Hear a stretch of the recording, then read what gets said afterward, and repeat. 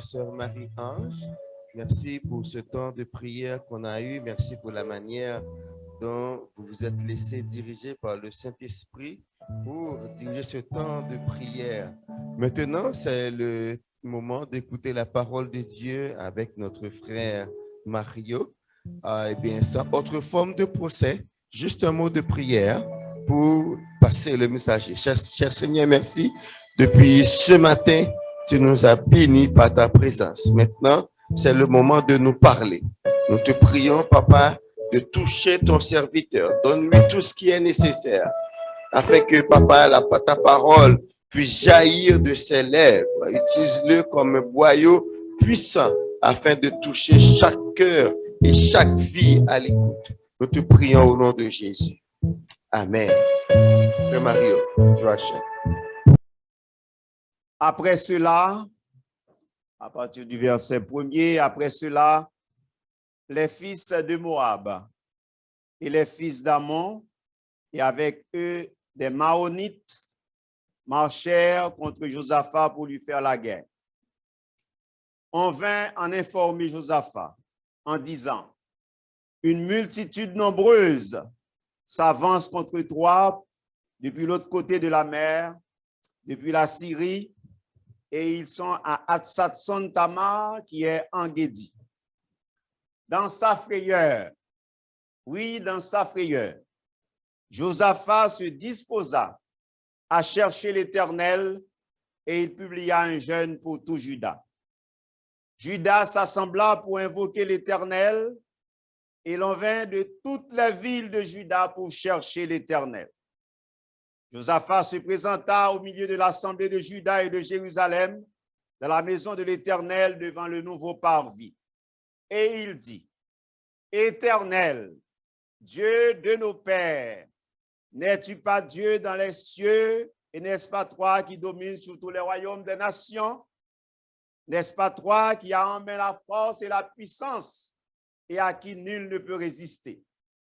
N'est-ce pas toi, ô notre Dieu, qui a chassé les habitants de ce pays devant ton peuple d'Israël et qui l'a donné pour toujours à la postérité d'Abraham qui t'aimait? Ils l'ont habité et ils t'y ont bâti un sanctuaire pour ton nom en disant, s'il nous survient quelque calamité, l'épée, le jugement, la peste ou la famine, nous nous présenterons devant cette maison et devant toi, car ton nom est dans cette maison. Nous crierons à toi du sein de notre détresse et tu exauceras et tu sauveras. Maintenant, voici les fils d'Ammon et de Moab et ceux de la montagne de Séhir, chez lesquels tu n'as pas permis à Israël d'entrer quand il venait du pays d'Égypte, car il s'est détourné d'eux et ne les a pas détruits. Les voici qui nous récompensent en venant nous chasser de ton héritage, dont tu nous as mis en possession. Ô notre Dieu, n'exerceras-tu pas tes jugements sur eux? Car nous sommes sans force devant cette multitude nombreuse qui s'avance contre nous et nous ne savons que faire, mais nos yeux sont sur toi. Tout Juda se tenait debout devant l'Éternel et avec leurs petits-enfants, leurs femmes et leurs fils. Alors l'Esprit de l'Éternel saisit au milieu de l'assemblée Jacaziel, fils de Zacharie, fils de Benaja, fils de Jéel, fils de Matania, lévite d'entre les fils d'Asaph. Et Jacaziel dit, soyez attentifs, tout Juda et habitants de Jérusalem, et toi, roi Josaphat. Ainsi vous parle l'Éternel. Ne craignez point et ne vous effrayez point devant cette multitude nombreuse, car ce ne sera pas vous qui combattez, ce sera Dieu. Demain, descendez contre eux. Ils vont monter par la colline de Tzitz et vous les trouverez à l'extrémité de la vallée en face du désert de Jéruel. Vous n'aurez point à combattre en cette affaire. Présentez-vous, tenez-vous là, et vous verrez la délivrance que l'Éternel vous accordera. Juda et Jérusalem, ne craignez point et ne vous effrayez point. Demain, sortez à leur rencontre et l'Éternel sera avec vous. Josaphat s'inclina le visage contre terre, et tout Juda et les habitants de Jérusalem tombèrent devant l'Éternel pour se prosterner en sa présence. Les Lévites d'entre les fils des Kéatites et d'entre les fils des Coréites se levèrent pour célébrer d'une voix forte et haute l'Éternel, le Dieu d'Israël. Le lendemain, ils se mirent en marche de grand matin pour le désert de Tékoa. À leur départ, Josaphat se présenta et dit: Écoutez-moi, Juda et habitants de Jérusalem. Confiez-vous en l'Éternel, votre Dieu, et vous serez affermis. Confiez-vous en ses prophètes, et vous réussirez. Puis, d'accord avec tout le peuple, il nomma des chantres qui, revêtus d'ornements sacrés et marchant devant l'armée, célébraient l'Éternel et disaient: Louez l'Éternel, car sa miséricorde dure à toujours.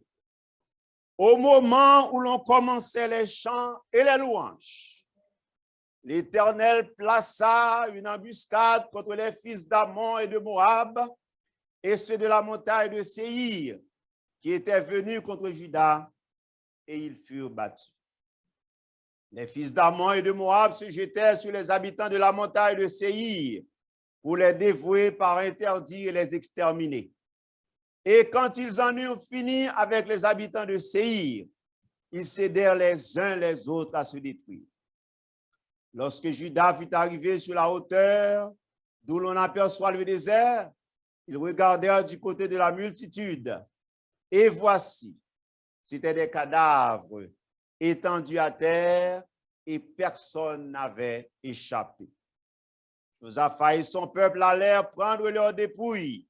Ils trouvèrent parmi les cadavres d'abondantes richesses et des objets précieux, et ils en enlevèrent tant qu'ils ne purent tout emporter. Ils mirent 3 jours au pillage du butin, car il était considérable. Le 4e jour, ils s'assemblèrent dans la vallée de Beraka, où ils bénirent l'Éternel. C'est pourquoi ils appelèrent ce lieu vallée de Beraka, nom qui lui est resté jusqu'à ce jour. Tous les hommes de Juda et de Jérusalem, et à leur tête Josaphat, partirent joyeux pour retourner à Jérusalem, car l'Éternel les avait remplis de joie en les délivrant de leurs ennemis.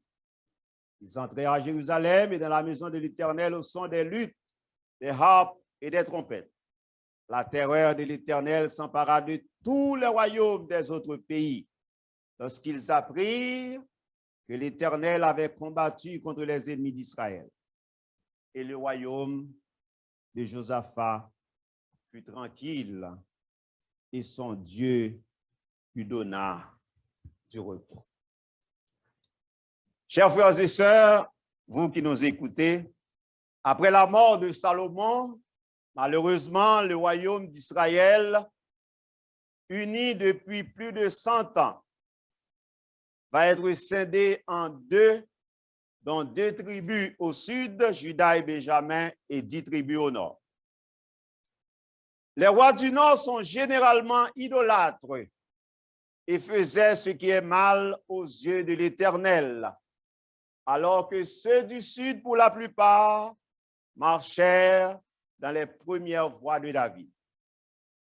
Ce matin, nous nous proposons de vous parler d'un roi de Juda qui s'est montré fidèle à l'Éternel et s'est tourné vers lui quand il était sérieusement menacé. Son nom est Josaphat. Il régna 25 ans.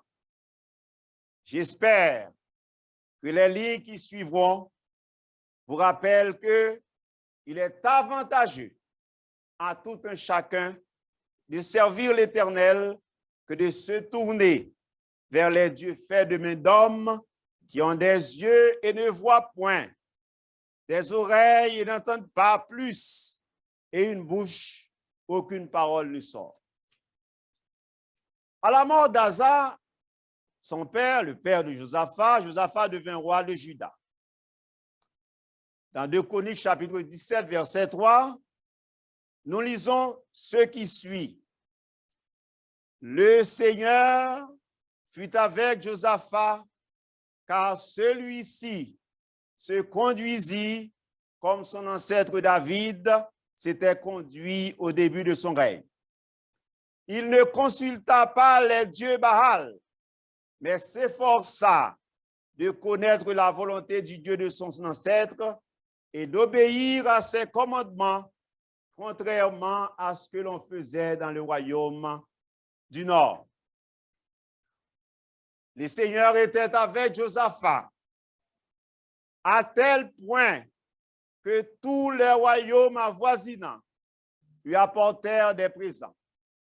Il était prospère et il fortifiait les villes autour de Juda et de Benjamin. Cependant, au cours de sa vie, il a commis l'erreur de s'allier à Akab pour envahir Ramoth de Galade. Craignant l'Éternel, il demanda à Akab de consulter un prophète de l'Éternel avant de s'y aventurer. Alors que tous les 400 prophètes d'Akab lui assuraient la victoire certaine, mais le prophète de l'Éternel, dans la personne de Michée, prédisit le contraire. Michée dit ceci, 2 Chroniques 18, verset 18. Écoutez donc la parole de l'Éternel. J'ai vu l'Éternel assis sur son trône et toute l'armée des cieux se tenant à sa droite et à sa gauche. Et l'Éternel dit, qui séduira Akab, roi d'Israël, pour qu'il monte à Ramoth en Galahad et qu'il y périsse? Ils répondirent l'un d'une manière, l'autre d'une autre. Et un esprit vint se présenter devant l'Éternel et dit, moi, je le séduirai. L'Éternel lui dit, comment?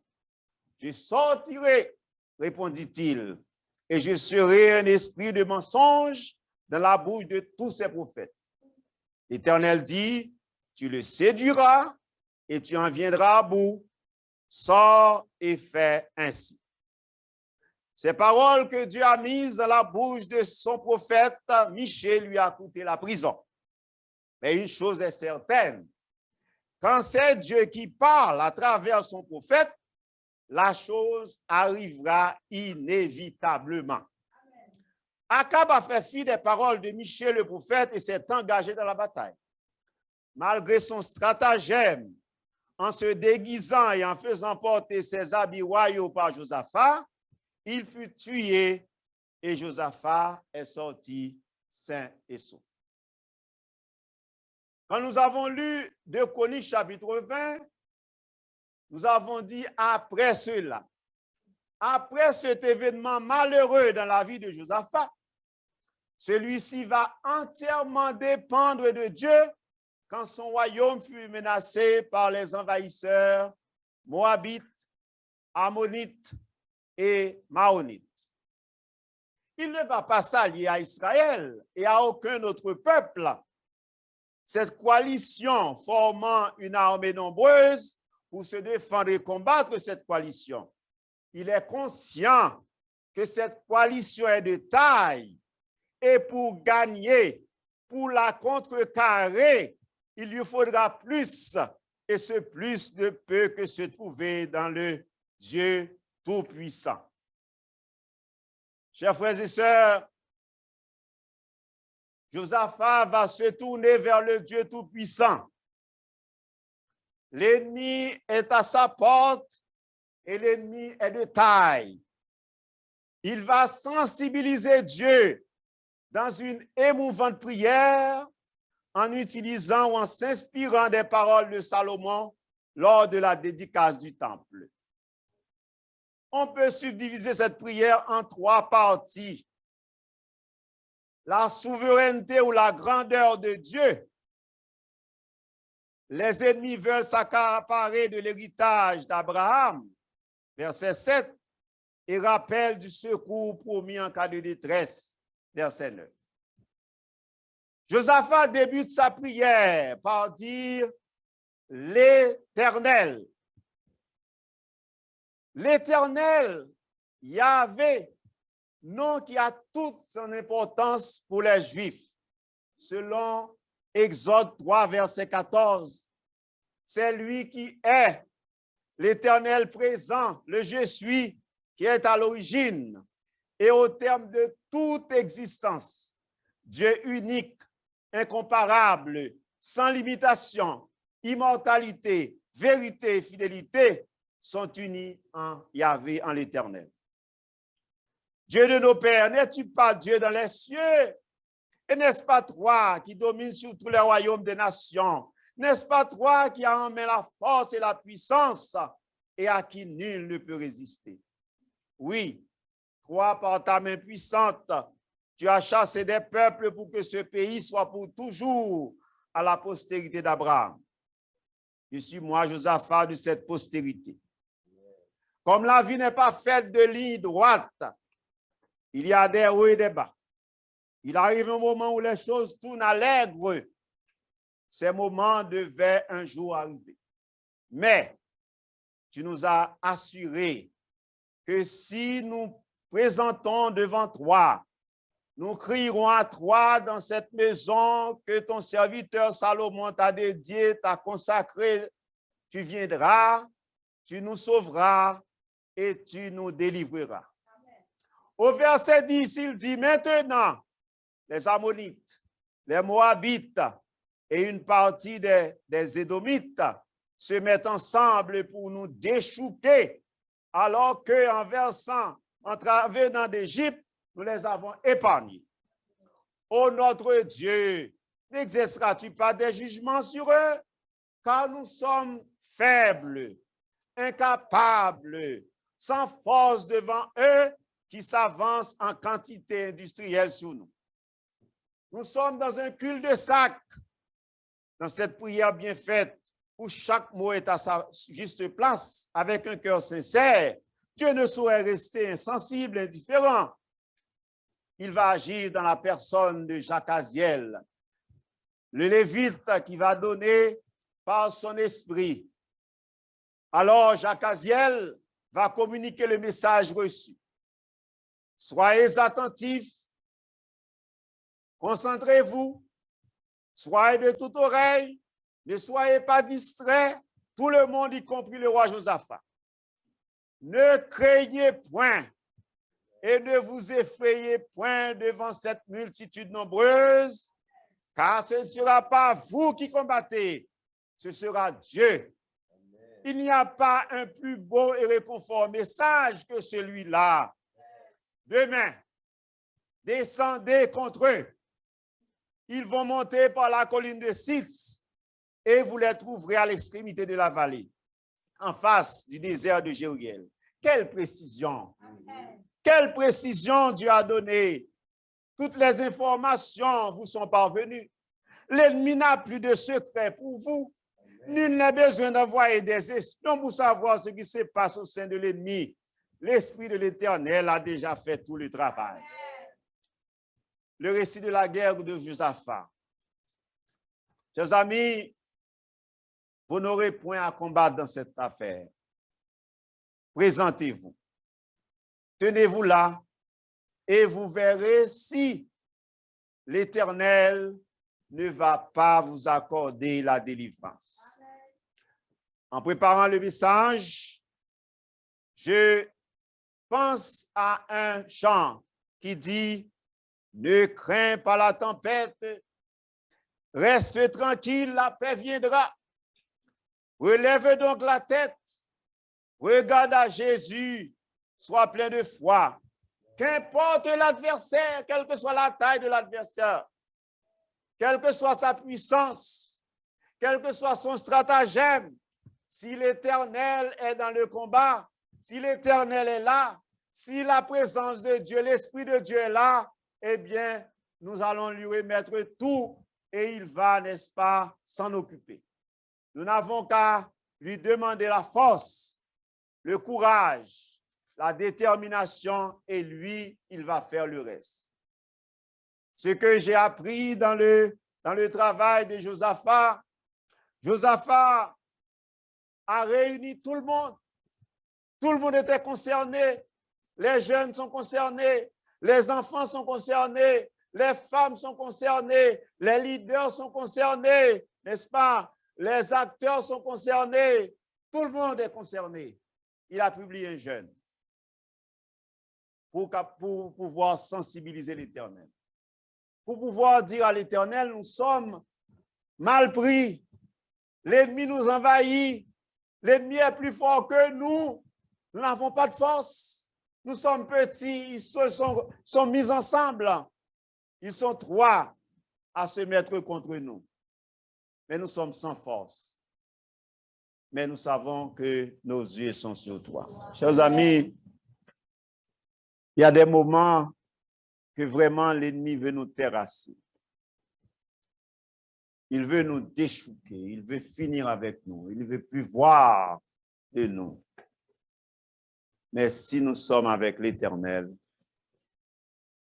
si nous sommes avec Dieu, l'Éternel, notre je suis, celui qui a la toute puissance, celui à qui personne ne peut résister, bien la victoire est à nous. Amen. Comme la victoire était à Josaphat, et nous savons que nous vivons des périodes difficiles dans le monde. Amen. Nos jeunes sont déprimés, les parents sont déprimés, les enfants sont anxieux. Le monde est bouleversé. La situation est désastreuse. Alors, que faire? Et lorsque l'Éternel a appelé Josué, il a dit à Josué, fortifie-toi. Fortifie-toi à plusieurs reprises lorsque vous lisez Josué chapitre 1er. Fortifie-toi, pasteur Élisée. Fortifie-toi, pasteur Alain. Fortifie-toi, frère Andy. Fortifie-toi, frère Isaac. Fortifie-toi, frère Eddy. Fortifie-toi, chacun des membres de Béret. Fortifions-nous. Oui, nous devons nous fortifier. Et nous n'avons pas à craindre parce que nous servons un Dieu tout-puissant. Nous servons un Dieu qui n'a pas de limite. Dieu sait tout, il peut tout faire comme il veut. Personne ne peut, n'est-ce pas, mettre une barrière devant ce que Dieu veut faire. Ce matin, notre message pour vous, c'est quelles que soient les circonstances, de vous accrocher à la parole de Dieu. Amen. Et Dieu va dire à Josué que ce livre de la loi, prenez-vous. Que ce livre de la loi, chaque jour, cherchez. Dans la prière, on ne peut pas baisser la manche, on ne peut pas se décourager. Il faut continuer à prier, continuer. Nous avons des cas difficiles, continuer. La maladie, prier. Et le problème financier, prier. Problème familial, prier. Quel que soit le problème, ne vous effrayez pas et que ce livre de la loi ne s'éloigne point de ta bouche. Et Josaphat avait fait un travail extraordinaire. Lorsqu'il est arrivé, il a demandé à tous les leaders d'aller dans toutes les villes, rappeler au peuple ce que Dieu a fait, comment Dieu a délivré Israël de l'Égypte, comment Dieu à bras puissants et à forte main a pu faire ce travail. Pharaon de l'époque, c'était comme les États-Unis maintenant, comme la plus grande puissance d'alors, mais Dieu est intervenu. Dieu, n'est-ce pas, a pu délivrer son peuple. Alors, Josaphat a fait ce travail pour que le peuple sache que le Dieu qu'il sert, c'est un Dieu tout-puissant. Il n'a pas à craindre. Tout ce qu'il doit faire, c'est de chercher ce Dieu avec sincérité et foi. Ne crains rien, ne crains pas la tempête. Et dans Isaïe 41, verset 10, je ne me trompe pas, le verset nous dit, ne crains rien car je suis avec toi. Ne promène pas des regards inquiets car je suis ton Dieu. Je te fortifie. Je viens à ton secours et je te soutiens de ma droite triomphante. Après la victoire de Josaphat, eh bien, qu'est-ce qu'il a fait? Il s'est mis à adorer Dieu. Et c'est dans les chants, dès qu'il commençait à chanter, l'ennemi, n'est-ce pas, était confus. Eux qui devaient, n'est-ce pas, se mettre ensemble, s'allier, n'est-ce pas, pour finir avec Josaphat. Mais ils se sont entretués. Et Josaphat avait la victoire sans avoir à utiliser une arme. Alors, chers amis, nous avons un pouvoir entre nos mains et nous devons nous en servir et nous allons pouvoir bénir le nom de l'Éternel.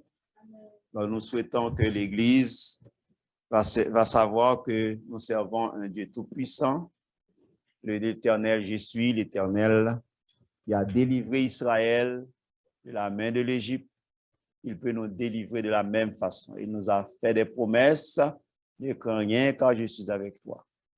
Ne promène pas des regards inquiets car je suis ton Dieu. Je te fortifie. Je viens à ton secours et je viens à ton secours et je te délivre de tous les frayeurs. Que Dieu vous bénisse et qu'il vous accorde sa grâce et qu'il vous garde en son nom et que vous continuez à le bénir car la victoire est pour ceux et celles qui luttent à genoux. Que la paix de Dieu soit avec vous. Amen. Nous remercions le Seigneur pour la manière dont il a utilisé son serviteur. C'est un très bon message, un message d'espoir, un message d'encouragement qui nous dit, ça rappelle le psaume 27, même quand une armée se campait contre moi, je serais malgré cela plein de confiance. Si une guerre s'élevait contre moi, mon cœur n'aurait aucune crainte. C'est exactement ce que Josaphat avait expérimenté quand cette coalition d'armées était venue contre lui et on a vu comment il a eu la victoire. J'aimerais demander à Sœur Ousland si elle connaît le petit cœur dont Frère Mario a fait mention. J'aimerais bien qu'elle nous aide à le chanter. Ne crains pas la tempête, reste tranquille, la paix viendra. Ne crains pas la tempête, reste tranquille, la paix viendra. Lève donc la tête, regarde à Jésus, sois plein de foi. Qu'importe l'adversaire, chasse la crainte, il est vaincu. Au nom puissant de Jésus, l'ennemi s'enfuit, tu es vainqueur. Au nom du sang de Jésus, l'ennemi s'enfuit, je suis vainqueur. Au nom du sang de Jésus, l'ennemi s'enfuit, tu es vainqueur.